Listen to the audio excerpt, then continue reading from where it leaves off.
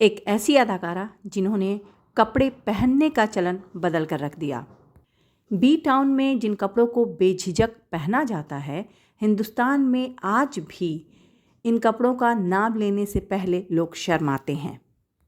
आज के ज़माने में कई कपड़े ऐसे हैं जो अदाकाराओं के साथ आम लोग भी बड़े आसानी से पहन लेते हैं, लेकिन बिकनी जैसी ड्रेस को पहनना और इसके बारे में सोचना आज भी बहुत मुश्किल है, लेकिन फिर भी इसे पहना जाता है।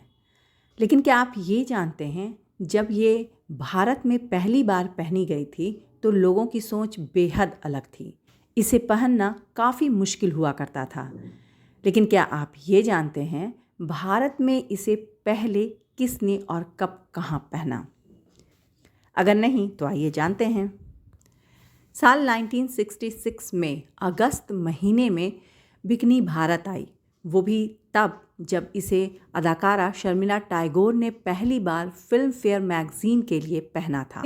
अदाकारा के इस बोल्ड फोटोशूट ने जनता का ध्यान अपनी तरफ खींचा तो ज़रूर था, लेकिन साथ ही इसे पहनने के बाद नैतिकता और भारतीय महिलाओं की छवि पर एक राष्ट्रीय बहस भी छिड़ गई थी। ऐसा इसलिए हुआ क्योंकि इसे लोग ने पहले कभी नहीं देखा था। हालांकि अदाकारा इतने पर नहीं रुकी। लोगों को तब और भी बड़ा झटका लगा जब उन्होंने बिकनी को दूसरी बार 1967 में आई film an evening in Paris में पहना था। इस तरह भारत में बिकनी की शुरुआत हुई।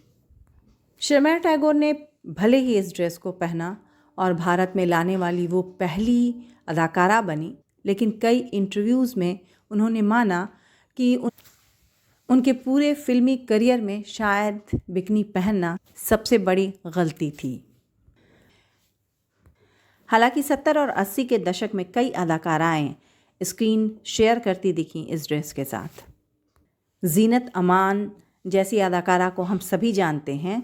Zeenat Aman miss Asia Pacific का खिताब जीतने वाली पहली भारतीय महिला रही हैं, जिन्होंने अपने कई फिल्मों में बिकनी पहनकर सिल्वर स्क्रीन पर अपनी छाप छोड़ी। जीनत अमान ने दूसरों के लिए रास्ते खोल दिए, क्योंकि जल्द ही इसके बाद डिम्पल कपाड़िया जैसी अदाकारा भी शामिल हो गईं इस रेस में। फिल्म बॉबी में डिम्पल कपाड़िया इस ड्रेस को पहने नजर आई हैं। और फिर आया 90 का दशक, जिसमें 2 भारतीय सुंदरियां नजर आईं इस ड्रेस में। फेमस मिस यूनिवर्स के दूसरे सभी दौरों की तरह सुष्मिता सेन और ऐश्वर्या राय ने बिकनी राउंड में धमाल मचा दिया, और इन दोनों ने पूरी दुनिया को ये मैसेज दिया कि भारतीय महिलाएं इसे यानी बिकनी को किसी भी और से बेहतर तरीके से पहन सकती हैं। धीरे धीरे इसे सभी अदाकाराओं ने पहनना शुरू कर दिया और उस तरह की चर्चाएं भी बिकनी पर बंद हो गईं जो कभी 70 और 80 के दशक में हुआ करती थीं। वक्त के साथ साथ बदलाव तो ज़रूरी है, लेकिन तहजीब और तरीक़े के साथ। शर्मिला टैगोर,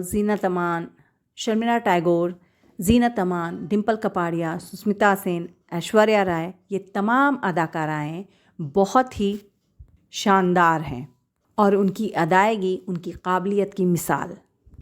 ये तमाम अदाकाराएं जिस तरह की अदायगी अपनी कई फिल्मों में की हैं इन्होंने, ये इनके लिए एक अलग मुकाम बनाती है। ये समझना बहुत मुश्किल नहीं है कि शर्मिला टैगोर के लिए रास्ता बहुत मुश्किल रहा होगा, लेकिन उनकी अदाकारी इन सब पर भारी है। तो कैसी लगी ये छोटी सी कहानी आप लोगों को ज़रूर बताइएगा। मैं नीला अफरोज़ यहीं पे मिलूँगी बस थोड़े इंतज़ार के बाद कुछ नए लेकिन पुराने किस्से के साथ।